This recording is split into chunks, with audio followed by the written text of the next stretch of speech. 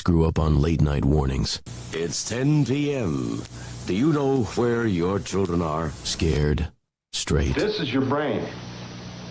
This is drugs. This is your brain on drugs.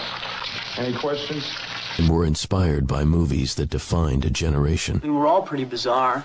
Some of us are just better at hiding it, that's all. Hey, Doc, we better back up. We don't have enough road to get up to 88. Roads? Where we're going, we don't need roads. I feel the need for speed. We found our attitude in comedy. I'm Gumby, damn it. You see that sign? No shirt, no shoes, no dice. Right. Learn it. Know it. Live it. And our identity in pop culture. I want my MTV! I want my MTV. I want my MTV! What you talking about, Willis? Keep your feet in the ground and keep reaching for the stars. This is Gen X Men with Bill Rowland and Gary Dollarhide. Life moves pretty fast.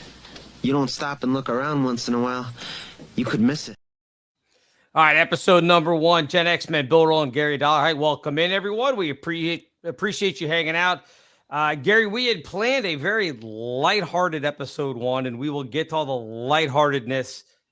But I think we'd be making a mistake if we did not kind of, recognize the elephant in the room of everything that's been going on over the past week or so, and how it's just continues to snowball with the situation. We have to use certain words so we avoid the YouTube algorithm that will squelch the episode here. But the situation that happened in Utah with Charlie Kirk, and then just the landslide of things of people making huge mistakes and getting themselves in trouble and fired. And it finally came to a culmination, I guess, Wednesday, as we record this on September 18th, of ABC taking Jimmy Kimmel off the air. I mean, when are we going to figure out that you just can't do things? And I'm not talking about Jimmy Kimmel. I'm talking about all the people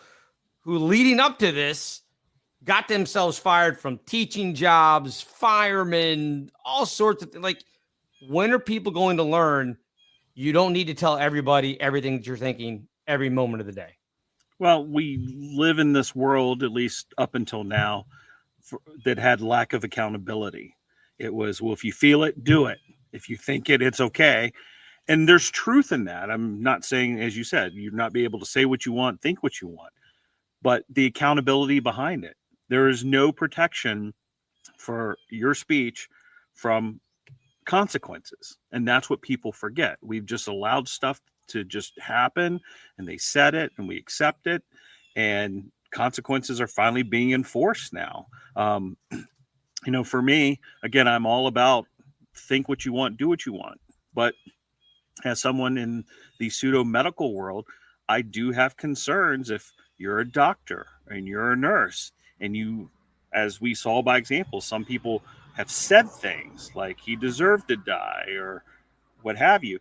I have to question, well, how is that going to affect you treating the next patient or the next person that you may find out that you disagree with? And that's troubling to me. Yeah, I mean, it's a great point, because, again, in your line of work, and for people who maybe aren't familiar, we should probably mention this. Gary is an EMT. The reason you see the beautiful trees in the background is he's broadcasting from lovely central Maine. And the question is, if we continue to do this, will you sit outside in the snow for an episode? That's going to be the big question. If you'll we will do one. That. Yes, All right. will do one. Right. Very good. But I think it's a great point, because when you show up, and you and I have talked about there, you've told me countless stories of showing up and having somebody who's overdosed on something, and you have to give them, was it Narcan? What was Narcan, it? yep. Narcan to Yep. bring them back. Now, if you're the type of person that walked in and they were wearing a T-shirt of whoever, Trump, Biden, Obama, whoever, pick your political spectrum, whatever it is, and you disagreed with them and decided, well, I'll just take my time. Oh, maybe I left the Narcan in the truck. Let me walk, and just let them die. because of their political beliefs. I mean, that's not a great way to go about doing things. So, yeah, I think when people see teachers, doctors, et cetera, expressing these types of things, yeah, it raises some eyebrows because you're in that field and you can't go about your job that way. Yeah. And I really want to focus on it's positions of trust, like you said, right. Policemen, teachers, where the influence, you're giving control over to someone else to handle something for you or for your kids. If you're a bank teller, if you're a barista at Starbucks, I really don't care. Right. But to me, it does bring up the integrity question of these certain professions that's how you feel. I mean, it's one thing to say, hey, I disagreed with Charlie Kirk. Of course. But it's completely another when it's, hey, one more dead. Great. That to me, that's horrific. Yeah. I mean, in terms of humanity. And you're right. And again, I don't care. I mean, I don't go to Starbucks anyway because I'm not a coffee drinker, but I don't care. Dunkin' Donuts. If I walk into a Dunkin' Donuts and order a dozen donuts that take to something, I don't care what the kid or man or woman or whoever behind the counter. I'm really not worried about what their political leaning is. Just put my donuts in the box and hand it to me.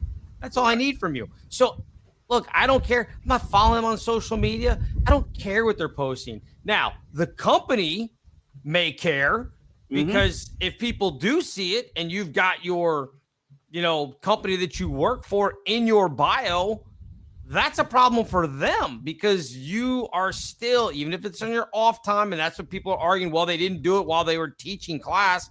It doesn't matter. You are a representative. If you put that stuff in your bio, you are a representative of your said company, school, organization, whatever it is. And again, they don't want the backlash. They just want to go about making money. They don't want you putting your opinions out there because it has nothing to do with their bottom line. Yeah, and I've seen it in my field, police, fire. There have been people that have been quietly let go because of things they said on social media. Can't do it. And some of that is also because what their actions were that they were posting on social media. You hear it all the time, conduct unbecoming. Right. The agency does not want to be associated with because of whatever could happen, and something like that gets pulled up in a court hearing or trial. Now everything looks bad, and it's just a question of, are you able to do your job properly without any undue influence? Yeah, it is fascinating to me because look, I never went to any of Charlie. I didn't follow Charlie Kirk on social media. I never went to any of his rallies. I didn't listen to his shows. I was aware of who he was because it'd be hard not to. But even in that, if I didn't agree with everything he said, and I mean, I haven't done a deep dive into all the things that he said, and I'm sure there are things that I don't agree with. But okay, fine. So you know what I do? I don't listen to his show. I don't follow him on social media. I don't pay any attention to it. So if you didn't like Charlie Kirk for whatever reason, okay, that's fine. Don't go celebrating the death of another human. I don't care what his political leaning was that you disagree with. There's no reason to celebrate it, and certainly not celebrate it publicly where you could then lose your job. People just have to be smarter than that. Oh, absolutely. And I think, again, it goes back to this age of no consequence. And also, if you flip it, social media gives everyone a soapbox. Maybe not everyone needs it. And maybe that's what we're also learning. Well, and I think people actually have to also learn that, yes, it's great. Social media is great in the fact of like what you just said. Everybody can have their opinion. Everybody can put it out there. And if you do a good job of presenting yourself, people make a living off of putting stuff out on social media and everything else. Awesome. It's another way for revenue streams for people or whatever. But at some point, you have to understand that because of the 2 or 3 people that you may talk to every day are not the same of the people that are out there. I mean, that's we're going to try not to do a lot of politics on this because basically you and I are I think of kind of the opinion that politicians are worthless anyway. So as far as that kind of stuff goes, I don't have a lot of love for a lot of them on either side. And case in point, this whole thing with Kimmel, look, I don't watch the late night shows. I haven't really been a late night show watcher since Letterman. Even late in Letterman's career, I thought he got a little bit too on the political side of things. It wasn't like Johnny Carson back in the day. And Carson even said, I don't need to do politics. Nobody needs to hear my opinion. That's not what I'm here for. So all these late night guys that suddenly feel like they're the voice. You're not. You're a clown. And I don't mean that insultingly, but that's what you are. You're a comedian. You're there to entertain us. You're not there to give us some sort of political diatribe. You're not that smart. Neither am I. That's why I don't do it. Because I know I'm not smart enough to do it. You're just a clown. Entertain us. That's it. Yep. And my thing with the late night, especially, and this extends to certain artists, actors, if I want political discourse, it's out there. We have news channels and oriented news channels toward, depending on your thinking. I don't need it in my music. I don't need it in a movie I'm watching. I don't need it necessarily on late night TV, right? Entertain me. Make it about that. And if I want the political discourse, I can go somewhere else and find it. Right. Now, that being said, ABC, Sinclair, Nexstar, they made a business decision when it came to Kimmel as far as the backlash that they received. Was not a fan of the FCC and Pam Bondi and the administration coming out and cheering that or pushing that narrative that he needed. It's not your choice. Correct. It's not your choice. Stay out of it. That's what the First Amendment said. You got to stay out of it. So I was not happy to see that stuff going down. Again, make this into politics. This is more of a, hey, you got to be careful. Just like the funny thing is, just like many people told the left years ago, hey, you want to bring up old tweets on people? You want to bring up old things they do to get them fired now, today? You want to tear down statues, change names? I'm not talking about Confederate statues. I'm talking about like changing the name, like here locally in Virginia. They changed the name of George Mason High School and Thomas Jefferson Elementary School. Hey, think about that. They changed the names because they were using the standards of today on people from 200 years ago. Yeah. Well, it's the same thing now. You wanted to play this game. Now it goes the other way. And suddenly it's like, well, wait a minute. Why am I should be able to say whatever I want. Yeah, you can. Doesn't mean that there aren't consequences for it. But it shouldn't come from the government. That's the problem that I have with this Kimmel thing. Is it feels like it was pushed from the government side of things. Yeah, I mean, there's definitely government influence that I wasn't comfortable with. Yeah. I mean, you can statistically go look at the data. Kimmel's ratings have been just cratering for the past 4 or 5 years. So you have that issue. You have the Nexstar group saying, hey, doesn't align with what we want, so we're not going to air it. So those were some business decisions. Yes. And that should have stood alone by itself. We didn't need, like you said, Bondi and the government getting involved, saying, cheering it along, this is what should happen. We might investigate. Right. That is what we did not need. Yeah, the FCC guy getting involved when he had said before that, I mean, the receipts are there that he said before the government shouldn't be involved in this kind of stuff. Well, then get yourself out of it. Mm-hmm. Just if they had all just shut their mouth and let Disney, Nexstar, Sinclair do it themselves, there wouldn't be this big, huge, giant backlash that, in my opinion, well deserved. Anyway, want to get out of it because I know people be like, you guys didn't even talk about any of that stuff. So, lighter note, documentaries that you watched one the other day, and this goes right in the face of Gen X. I mean, this is prime Gen X stuff. You said you checked out, was it on Hulu? It was on Hulu. Bon Jovi. Good Night and Thank You, Bon Jovi 4-part documentary. 4 parts. Wow. It was 4 parts. And so it went back to their beginnings and to where he is now. But it was kind of fascinating, as always. For us at that time, it's just music, right? And they're just big stars, and kind of see how it started, what was going on. And obviously they've had the longevity to make it this far. Just good to see the behind the scenes story, if you will. What was some of the stuff that you learned in watching that you're like, oh my God, I had no idea about this? So first of all, Bon Jovi was really, when he first signed and the song She's a Little Runaway, he was a solo artist. He had a band, but they were really pushing him as just a solo artist with his real name, which is Bon Jovi. Okay. Which got converted later for the band. And then they kind of realized they had to do something different. So they created the overall persona of the band, changed the name. And that was in between She's a Little Runaway and their second album. And I was like, I never knew. And they showed pictures of the name, and it's like, yeah, that would have been weird because you would have been, is that Giovanni? Is that Giovanni? What is that? So some of the marketing that went into it. Another one was their manager, Doc McGee. Now, he was well known in music industry. Yeah, I back say then. Yeah, I know that name. But if you follow this documentary, it was very Elvis-like. He had them on the road for almost 2 straight years, on the road, in the studio, back on the road. And that's what started causing some of the problems early on. It was just burnout because, some people say strike while the iron's hot, but they're also humans with families and other things going on. So, certain things can happen to escape when you're constantly working over a 2 and 3 year span. But that was kind of the way it was done back then, though, right? It was. I mean, you had to get out on the road and support the album or whatever else, but this was just overkill.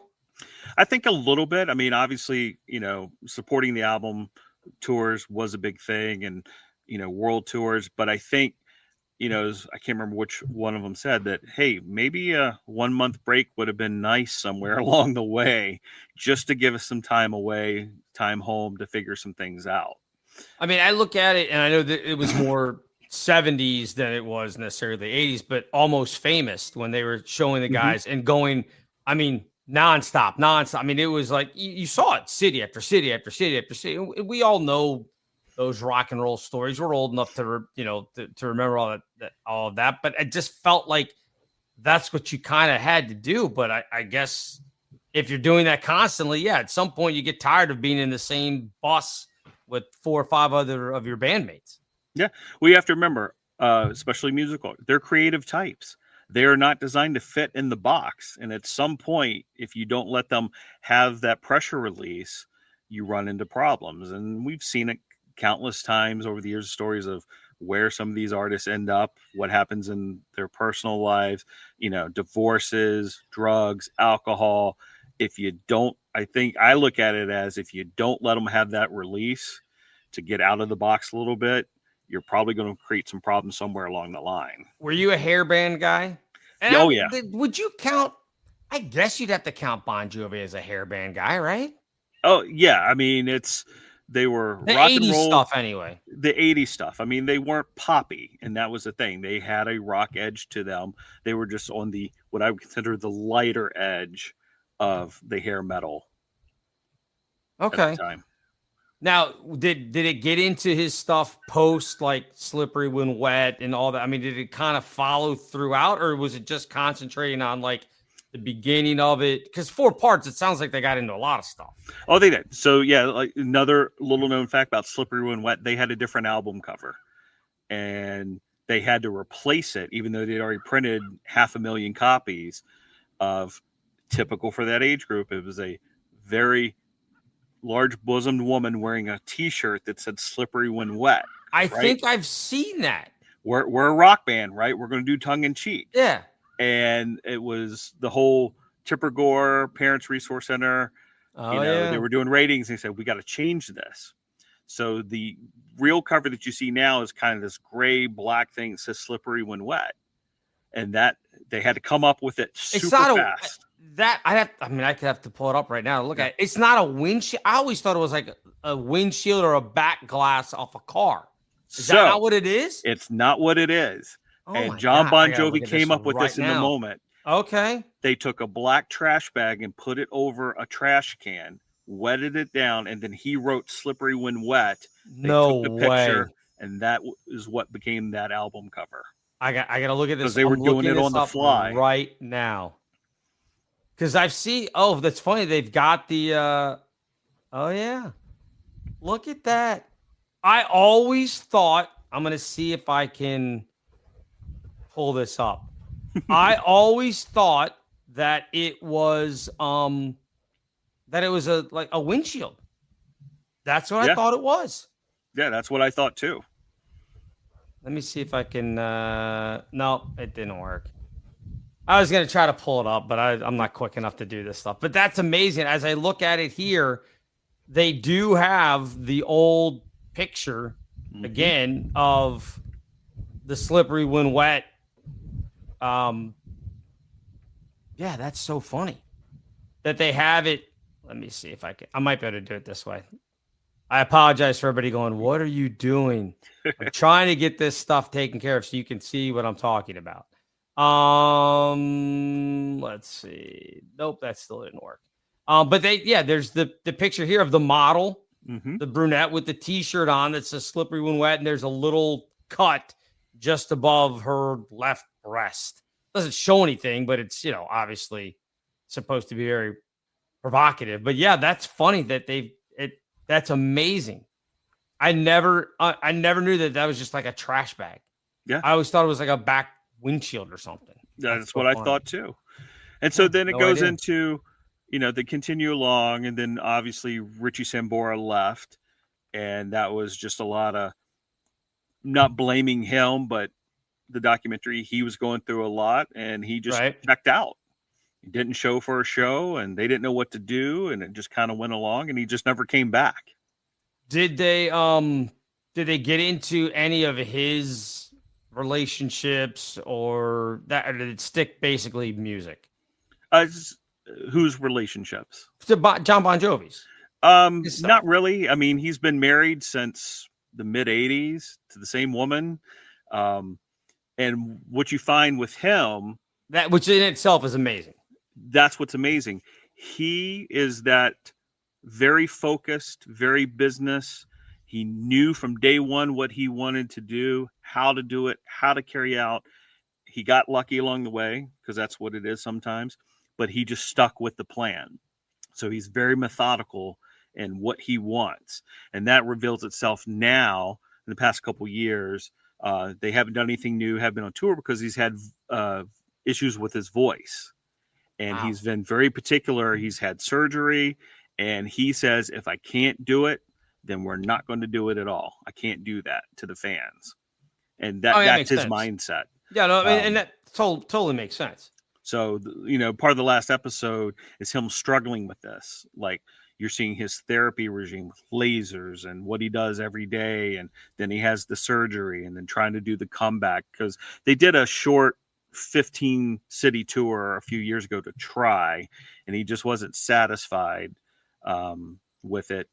And it kind of left it open whether they were ever going to get it done or not, because of, again, his concerns about his voice and being able to perform. Do they talk about what happened? Like why it happened to his voice? Was it just overuse all those years of just screaming into a microphone? Is that what it was? Yep. Overuse for so many years. I mean, it's going to, and plus just the natural aging process. Some of us age better than others. Yeah. And, it's no different than, I wouldn't say that they said it, but I look at it as, think of an athlete, right? The arm of a 25-year-old pitcher is not going to be the same if he's 45.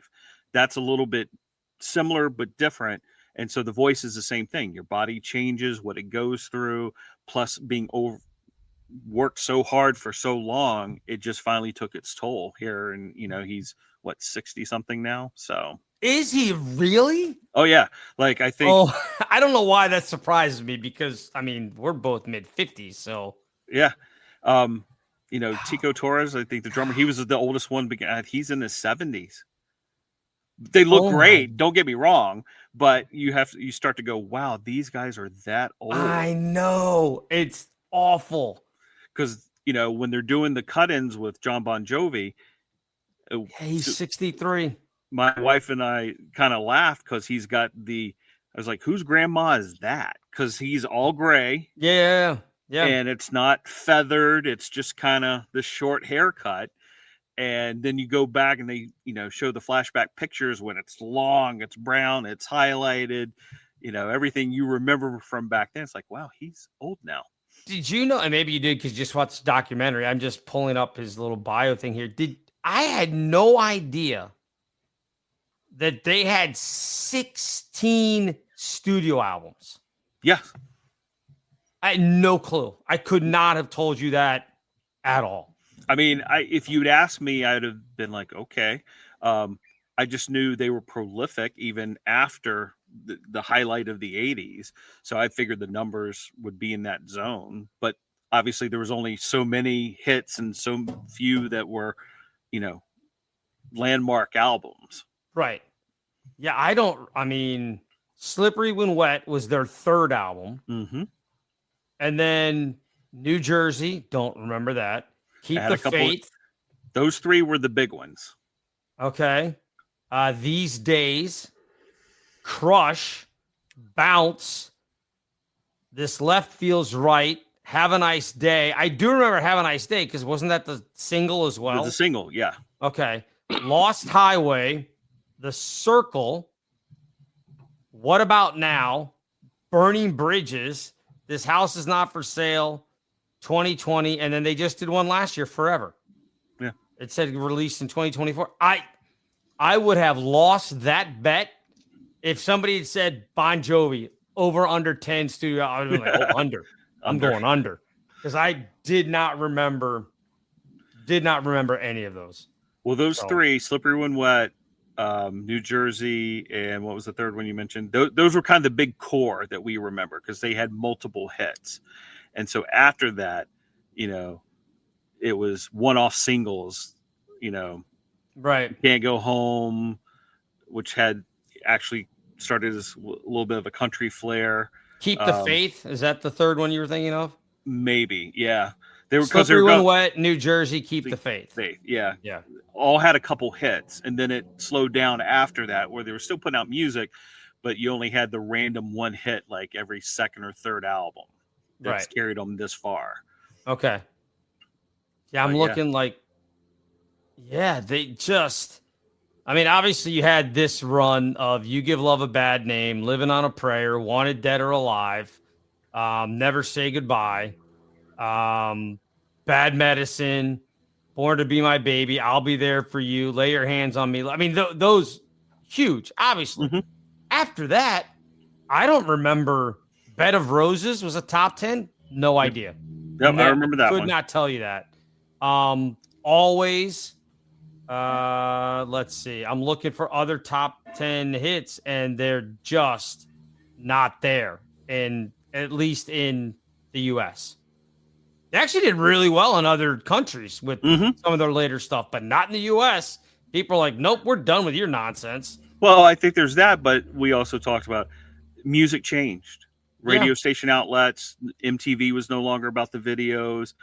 Because you remember, you go back to the 80s, much like we're going to talk about movies later. Yeah. You could have Aerosmith, Run DMC, Bon Jovi, everybody in the top 10. I don't even know what you have anymore because everything, the music changed. So I think there was less room for certain groups, certain acts that after a certain time you just couldn't get the airplay anymore. Well, I wonder if they got hit too with, I mean, everybody. Look, in the early 90s, it feels like it happened overnight. Mm-hmm. That all of a sudden the Bon Jovis, the Warrants, the Cinderellas, I don't know, I wasn't a big hairband guy, so I'm probably forgetting a ton of them. All of a sudden everybody left them aside, and suddenly it was Soundgarden, Nirvana, Alice in Chains. Like, it was just like, again, it felt like it happened overnight. Yep. We went into, and I think we touched on it in another show, is rock and roll changed. It went into this grunge scene and a little bit more depressing kind of music versus music that was all about having a good time and women, cars, right? Everything. And I think they got pushed aside for whatever reason, and that became more of the norm. And you can say I'm an old guy, but that's kind of when my contemporary music following kind of stopped because it wasn't fun anymore. To me, there wasn't music that you cranked in the car, put the windows down, and kept riding down the road. You know what that became? That became rap music. Yes. That's what we all started cranking the windows to with the big bass and everything. That's to me, honestly, I mean, I was listening to that in high school too. I mean, I can remember, the Great Adventures of Slick Rick and Kool Moe Dee and all these guys from the 80s and everything else. But I feel like we got into, Dr. Dre and all of that in the early 90s. And I think honestly, a lot of us are just like, I don't want to listen to these guys talk about how horrible life is. Let me listen to the guy talking about going out and shooting hoops and everything else now. I mean, it got a little violent here and there in the lyrics with some of the rap songs, but you're right. I think it didn't give you that depressed vibe as much. Correct. Yeah. I think that's where it came from. All right. So I watched, and you haven't seen it yet, but I watched I think it is Netflix 2-part series, AKA Charlie Sheen, I think is the name of it. This was, I mean, it's fantastic. And I give Charlie Sheen credit because I didn't watch him on 2.5 Men. I didn't realize how big that sitcom was until watching this thing and then realizing like, oh my God, he was getting paid $2 million an episode at the height of that show. I didn't know that. So. Trust me, I sat there and went, are you kidding me? $2 million an episode for that garbage? And an episode is 22 minutes long. I know, but apparently that show was a monster. This just shows you how out of touch I am. But I didn't watch 2.5 Men. I didn't watch Big Bang Theory. I didn't watch, what else was CBS? I mean, look, Chuck Lorre's amazing. Yeah. That dude is unbelievable as far as coming up with different concepts and TV shows and everything. But I had no idea. But it was fascinating. And I just never thought about it that he talks about, again, Sean Penn is in it. I give him credit because he tried to get everybody that would have awful things to say about him in this documentary because it's basically his part of it. He's just sitting in a diner somewhere.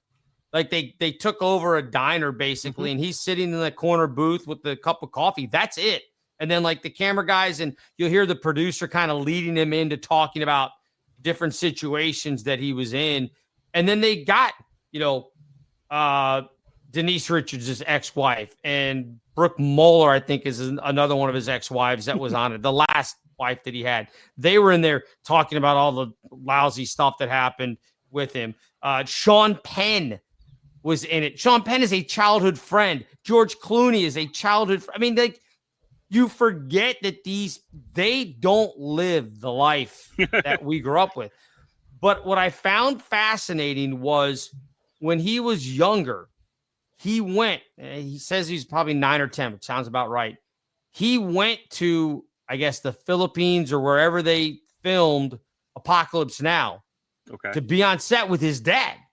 All right. And was there for like 6, 7, 8 months as they were filming this thing. And it took forever, like 18 months, almost 2 years to film Apocalypse Now.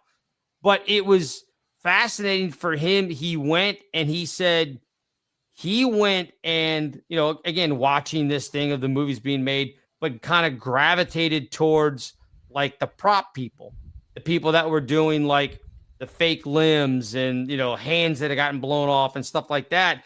And then his dad gave him and his brother, and he had 2 older brothers. Obviously, we know Emilio Estevez. And then he had another older brother, but they had an 8mm camera. And so they had some of these old footage that these kids were going out and shooting, but it wasn't like the simple stuff that like you and I probably would have shot. They were doing like gore, like gun battles with the actual like fake blood. Like there's one where he takes his thing and he pretends to get shot and he puts his hand to his head and then like blood goes flying out everywhere. It's fascinating. So you kind of see that and then realize 10 years later, he's doing Platoon. Back to the same country that is like where he was a decade before watching his dad shoot Apocalypse Now. That part of it was fascinating. Now, and he even says it, that dude should not be alive. It should not be possible because this was fascinating. They had basically his drug dealer interviewed in this thing, talking about he had gone to rehab a couple of different times, gets out this other time. And he says in the movie, he's like, every time I got out of rehab, there was a script there waiting for me He's like, so what did I learn by being in rehab? There were no consequences. I got this movie. He's talking about like getting hot shots, coming out of it and everything. But the drug dealer talked about like that they would go and, he would party with them and everything. Sometimes $15,000 a night. Which again, this is 1990s prices, right? Real money. So, I mean, this is real money. And the dude was like, and I would leave because I'd be like, I can't do it. After a couple of days, he's like, so I'd go home and like, it felt like a week to 10 days later where I'd just been out and he goes, and I would go back and he'd still be partying, that he would still be going. The amount of drug use, and I'm not trying to glorify it at all. Obviously, I've never touched any of that stuff, even as much as pot. Never done it. Think of me what you will. I don't care. But the amount of drugs that dude did, and it's still like, no big deal. I mean, he's sober now, but it was fascinating. Absolutely fascinating.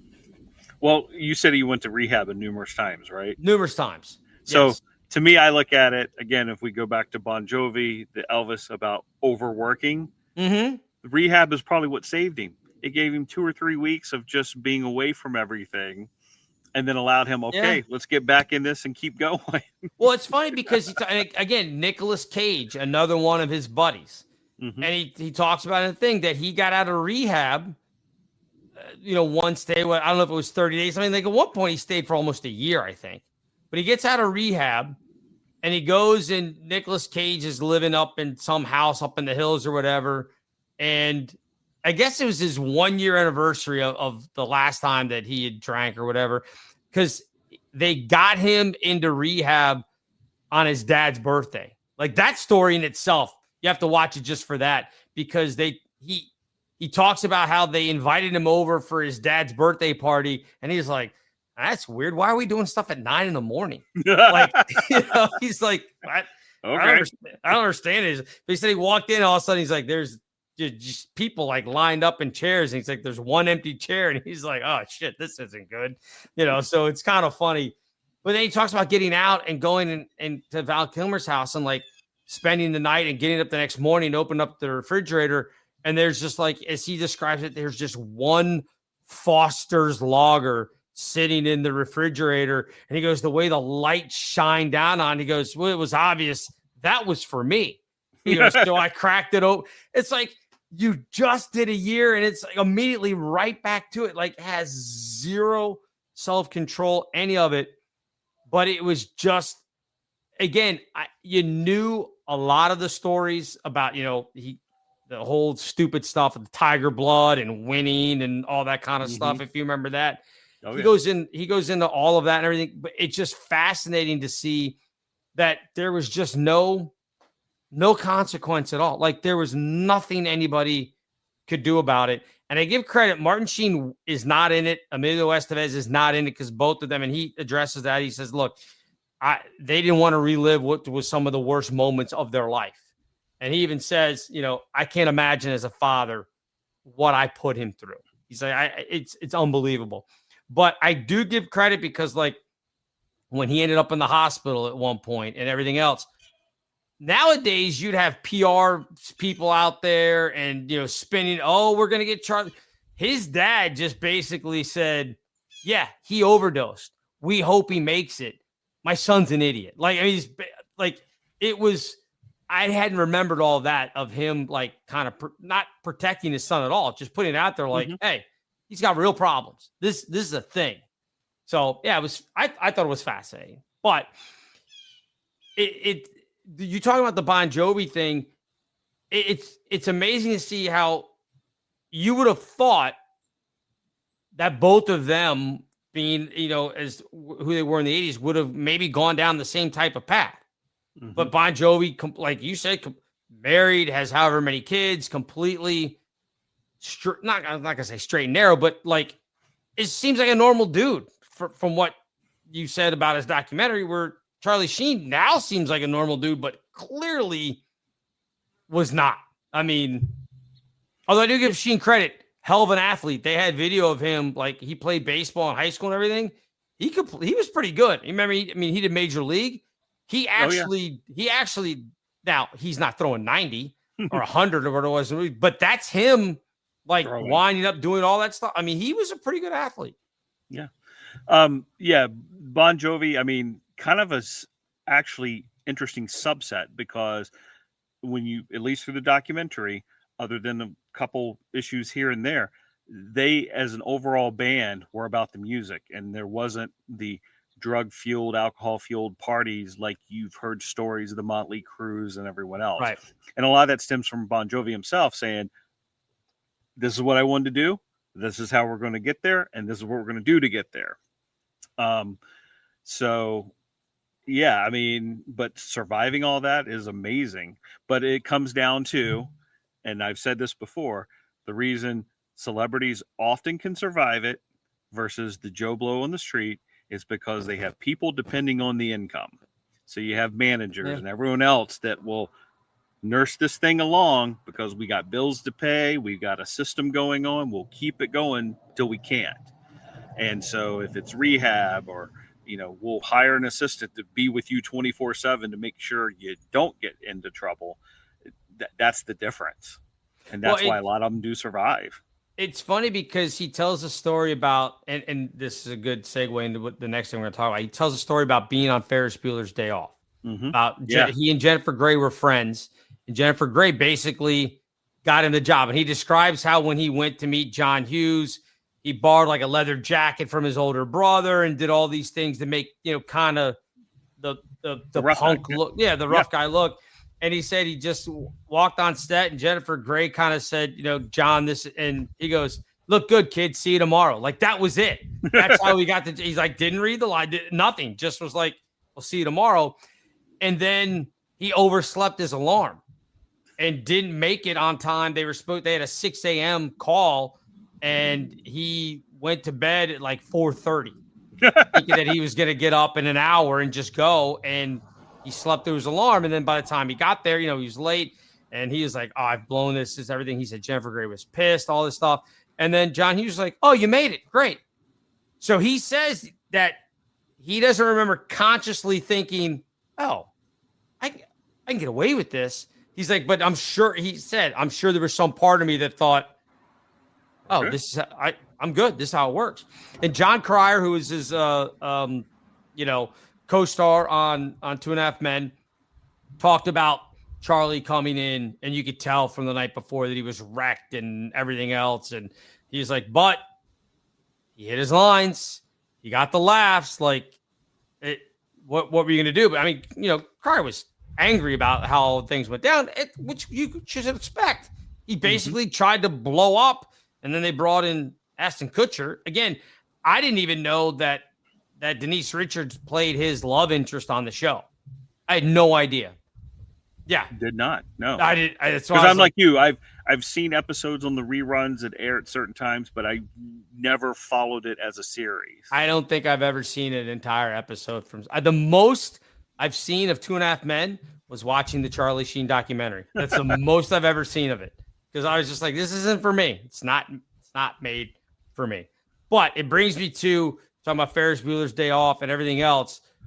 We were talking about this off the air, so we got to ask people, and you can throw stuff down in the comments here or whatever. The mid-'80s, was it, again, for Generation X, I'm sure people, Gen Z or whoever, boomers are going to disagree with this. 84, 85, 86 may have been the pinnacle. Now, again, for me, that would be being age 13, 14, 15 years old. Mm-hmm. So give or take a couple years on depending on which side of Gen X you're on. You can make the argument 84, 85, 86 may be the peak of movie watching as far as like hit after hit after hit, and they just don't have those anymore. As far as I'm concerned, they don't. And I think, part of that's also, again, we've talked about this, a change in the society of how it was. In the 80s, that was still part of we make hit movies, and then only the good ones get made, only the good ones end up in the theater with all the marketing backing. And then once we started hitting with DVDs, VHS, everything else, then you had your direct to video moments. And now we're into complete streaming. where you don't have necessarily all that overhead. So I think we're making a lot of movies that we're just throwing out there to fill space. Yeah, I mean, listen, here's just 1985, because again, I could make the argument, and I'm not going to say that 84 and 86 weren't good. They had their movies, but listen to this lineup from 1985. First off, Back to the Future. That, no matter what else you have from any other year, Back to the Future's 84, 85, 86. It's number one, right? No matter what, I'm not sure you come up with a better movie. Maybe some people would argue Top Gun. I would say no, because Back to the Future then spawned 2 and 3, which were also, again, you want to talk about a series and doing sequels. It was 1, 2, and 3. I'm not sure you could say that any of them are bad movies. What do you got going on there? It sounds like something's trying to attack you. I was going to apologize. The neighbor across the street has got a new John Deere. Oh, lovely. He seems to be scraping his driveway. So my apologies. Can we get a picture of it? Can you flip your camera around at all? Just work with me for a little bit. Let's see here. Beautiful landscaping you have there. We got to untangle. What's the outbuilding there? To your right. Yeah. That is my project that possibly might become a house at some point. All right. Nice. So, hold on. Let's see. I've got to turn away so I can't see, but there he is. Okay. All right. Yeah, you can. Oh, yeah. You can see him there in the background. Yep. So, nice. I will allow him some slack.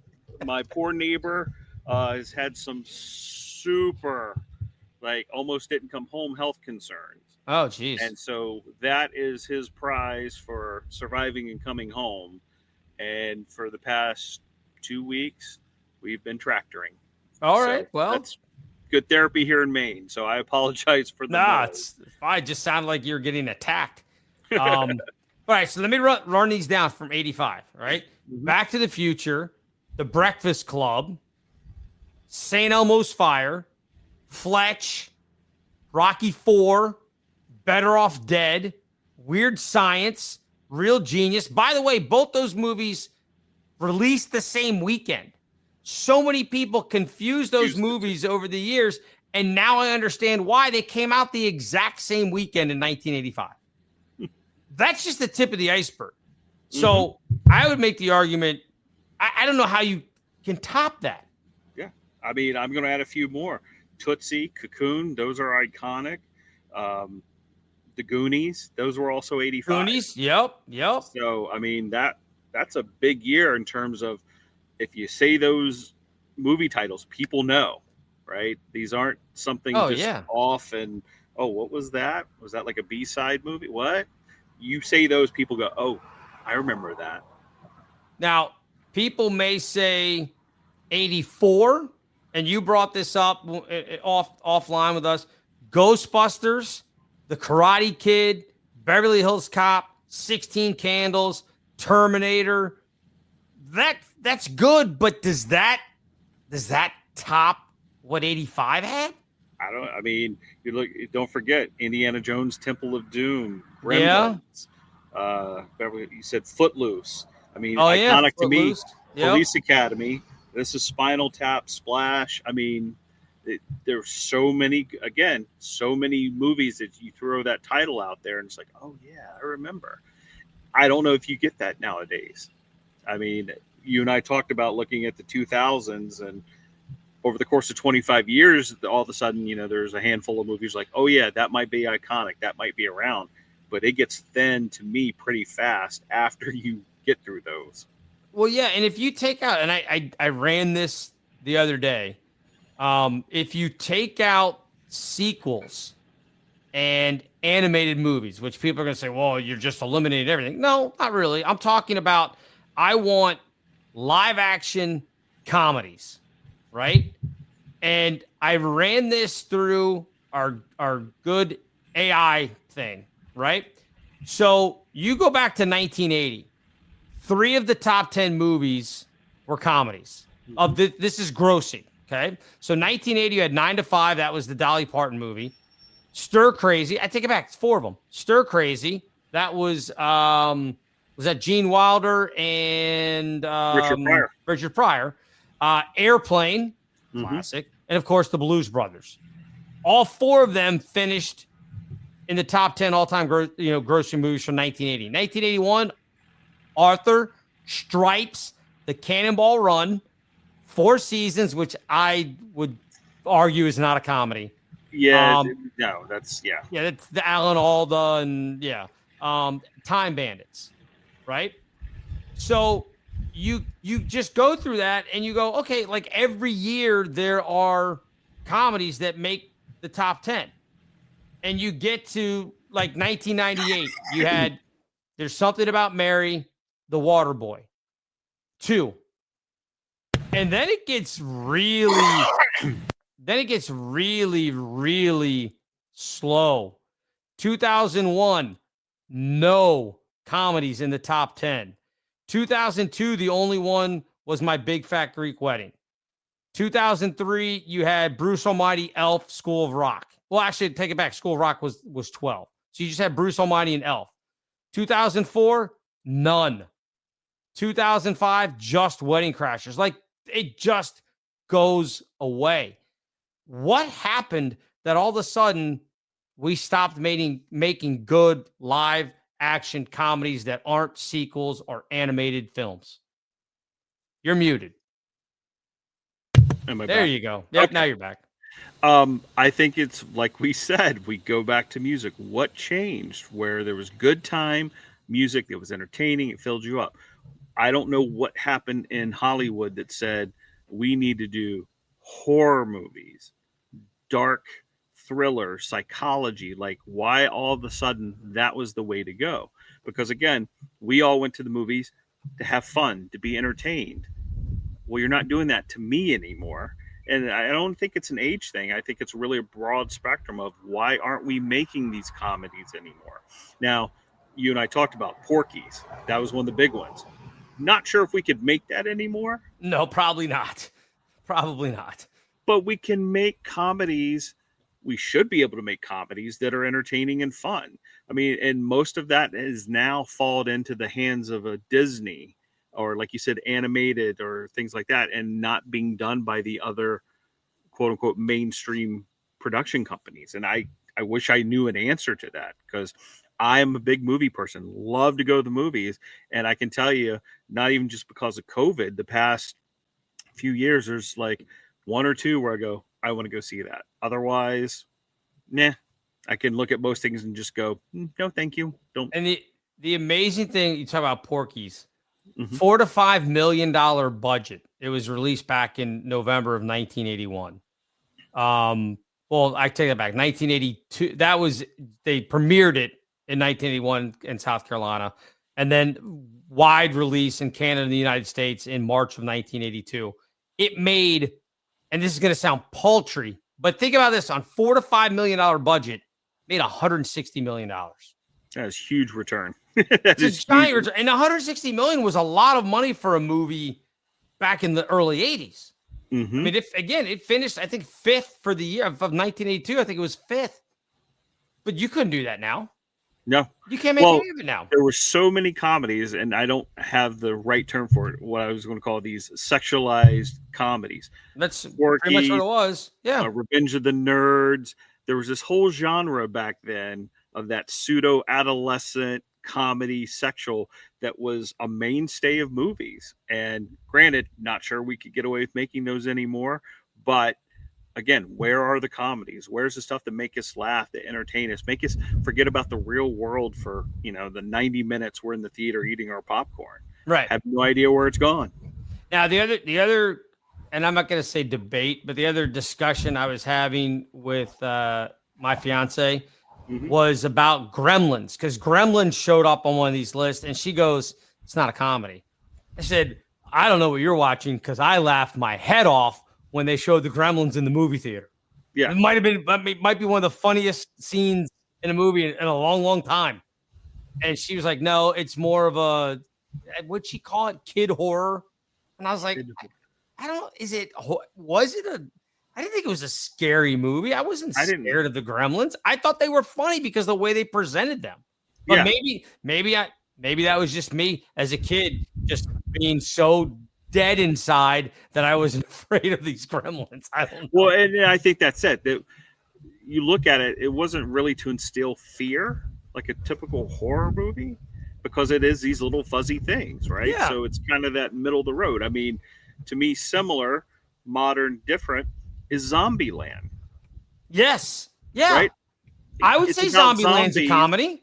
Right? It's about zombies and there's a little bit of gore, but overall, it's a funny movie. The way it's the dialogue, the way it's written, what they do, it is a comedy and it's hysterical without making you feel, Yeah, well, shrinking in your seat.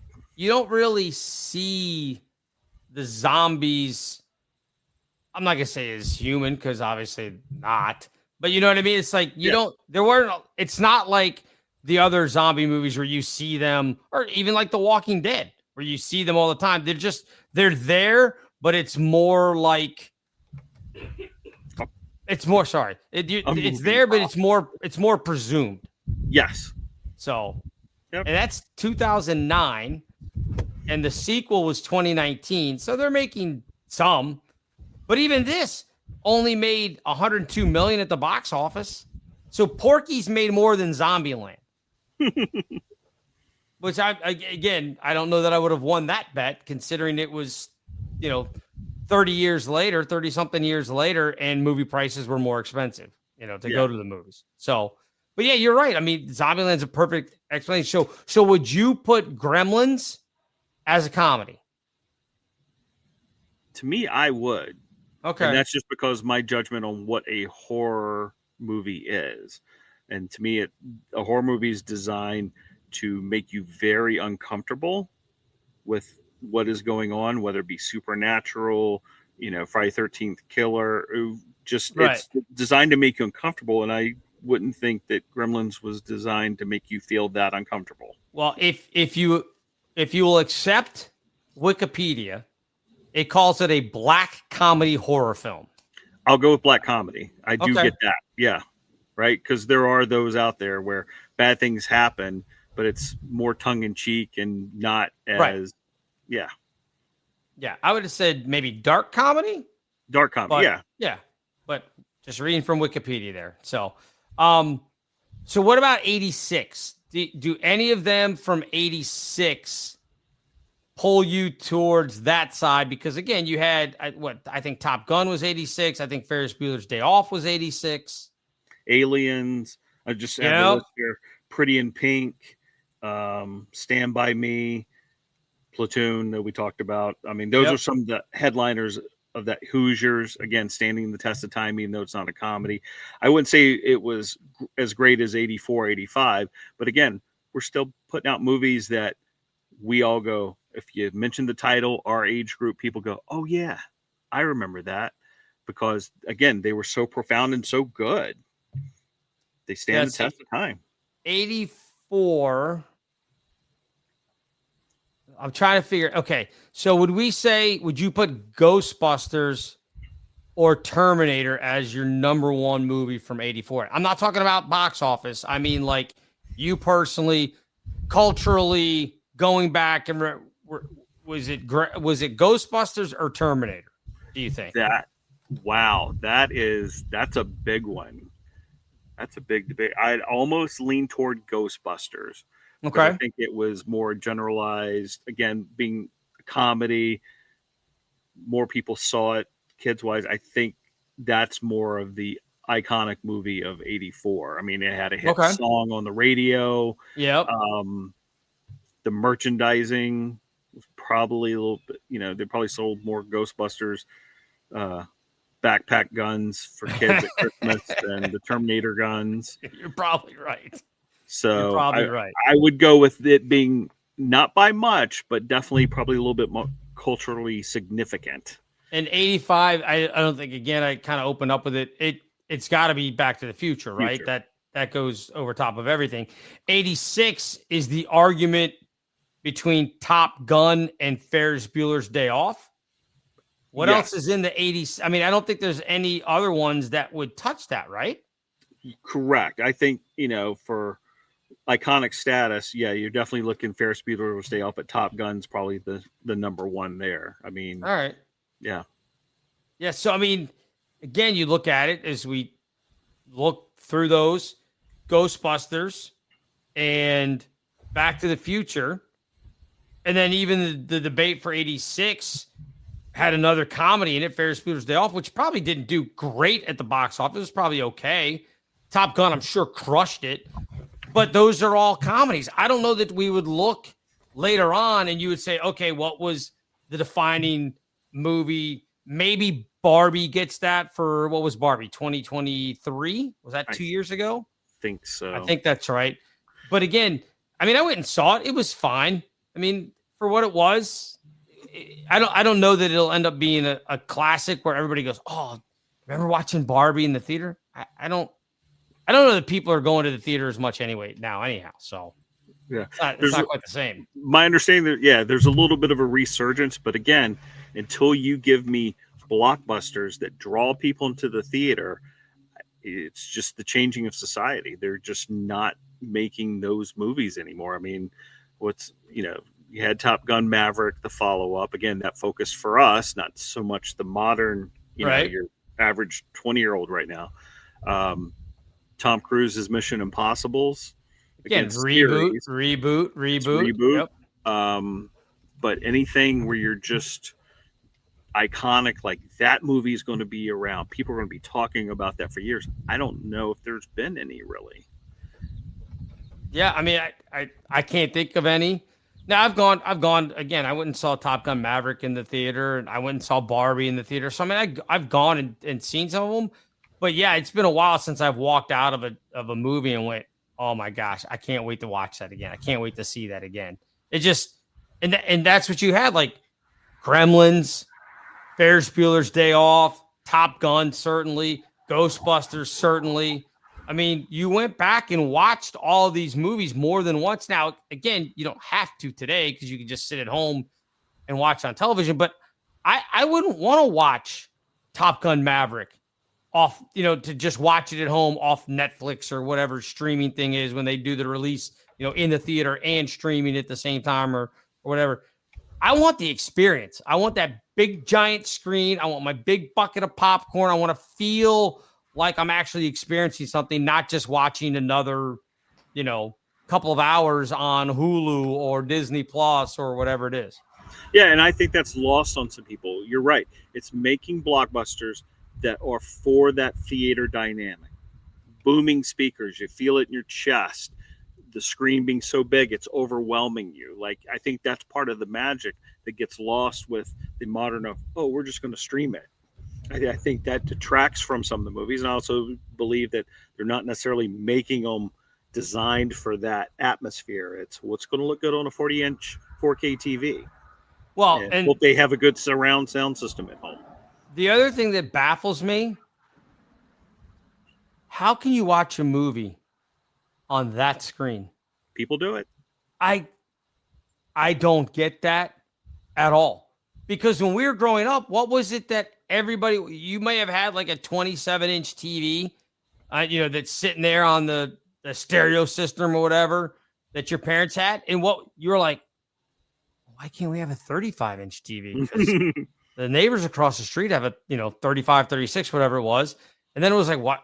We need a 50-inch. And then everything was about being bigger because it was a better experience. And now people are just like, no, I'm good. Like, you want to sit there and go, hey, you can put that on the bigger screen. No, I'll just watch on this little 3-inch screen where I can barely. I like people that watch sports on. I can't do that unless you can't get to a TV. There's no excuse for watching stuff on your phone. Makes no sense. When I'm at work, we have long shifts and we're not always working on those shifts. Sure. We have a 60-inch television, and I do work with younger people, and they kind of give you the RCA head tilt when it's like, okay, we're going to watch this movie. Yes, I take control of the TV. Good for you.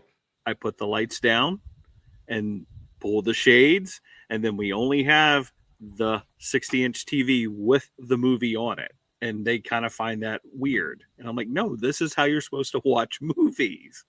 Do they all just sit there and text their friends as the movie's going on, like not paying attention? Yeah, of course. Yeah.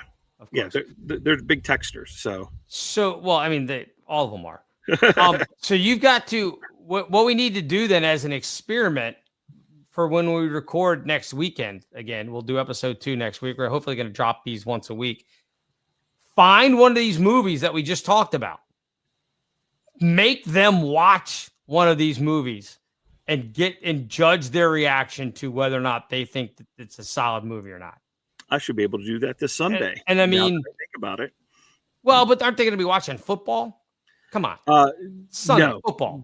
No, not this person. So okay. Yeah. All right.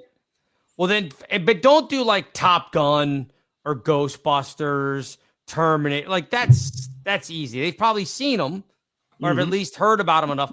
Find one that maybe is not going to say offbeat, but a little bit not, I won't even say obscure, but maybe something like Weird Science or Real Genius, or here you go, Better Off Dead. That would be a pretty good one. The John Cusack movie. I want my $2. That would be a good one. Just a thought. We'll work on that. Yeah, no. Right. I mean, it's sort of happened before, but I will specifically do it. I can tell you in the past, Purple Rain came on. And yeah. The fear of what are we watching came out of my partner's face, but they were 24 years old. Did you go, how dare you? How dare you? I didn't go that far. Did you have to explain to him who Prince was? I did. Because oh my God. I had to explain the sense of they knew the name. They knew it was a big artist, but that was about it. Like, didn't know songs? Didn't really know songs. Yeah.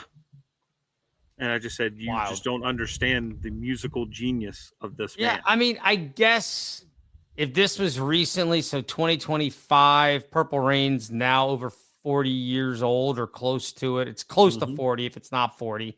So I guess that'd be like us in our 20s. That would have been the 90s going, well, I mean, I think I was pretty aware of musical acts and everything from the 50s. Correct. I think I would have known that. Yeah. Again, this wasn't an obscure artist. This was one of the biggest artists of all time. And it was, oh, yeah, I think I've heard of him. Oh, okay. But for you and I don't think it's because we did radio musically inclined. If we had talked about, I don't know, 50s, Elvis, the Platters. I mean, we would have said, yeah, we would have been like, yeah. Like it'd have been more of a recognition of who they were, even if we weren't necessarily as familiar with the musical catalog. Yeah, and if we walked in and our parents were watching a movie from the 50s and it had Sinatra in it, and they would have been like, hey, that's Frank Sinatra, I don't think we would have been like, who? Right. I mean, especially at 20. Or how old's your partner? 20-something? He's 24. Yeah. Well, we have to say that by the time we were 24, we had met Sinatra, so it's a little bit different. So there is that. But that story will be saved until March. But yeah, but again, I mean, yes. I mean, obviously Elvis, we were alive when this kid was alive. He should have known. I can't believe he didn't know who Prince was. Like, as far as like having a recognition of, oh, okay, that makes sense. Yeah. Yeah, he was just, like you said, he heard, oh, that's him? Oh, okay. And I said, when Doves Cried, he goes, no, not familiar. Oof. So I was like, wow. Yeah. Unfortunately, we are getting old. So yes. It's the way it is. All right, well, we will leave it there for this week, episode 1 in the books. So appreciate everybody checking out. Again, you can leave us comments underneath. Hit us up on social media, even though we both hate it and probably won't respond to you, but you can track us down and find. Do you have any social media stuff at all anymore? Have you gotten rid of everything? I am on Facebook to see what family members are up to, but I post nothing. Okay. I'm not even on Facebook. So yeah, I do it just to keep track of family and certain friends who like to post their things. I'm not on Twitter because I don't tweet anything, but I do kind of scroll through to see what's going on because it tends to be faster than, news. And that's really about it. All right. There you go. You can find me on Twitter. I think it's at Bill Rowland. I think my Instagram is different than that. I don't know. We'll have to come up with one for the show. Yes. And then we can just put stuff up there because again, you can comment and hit me up on. I probably won't respond to you, but please, by all means, leave your requests of other stuff you'd like to hear about as far as Generation X goes, and we will continue, hopefully, to entertain you next week. So for Gary in Central Maine with his neighbor with a new tractor, is it a new tractor? I think it's new to him. Okay, new to him tractor and all the lovely scenery back there. I'm Bill Rowland. Thanks for hanging out with us here on Gen X Men. This concludes this episode of Gen X Men with Bill Rowland and Gary Dollarhite. Gen X Men is now off the air.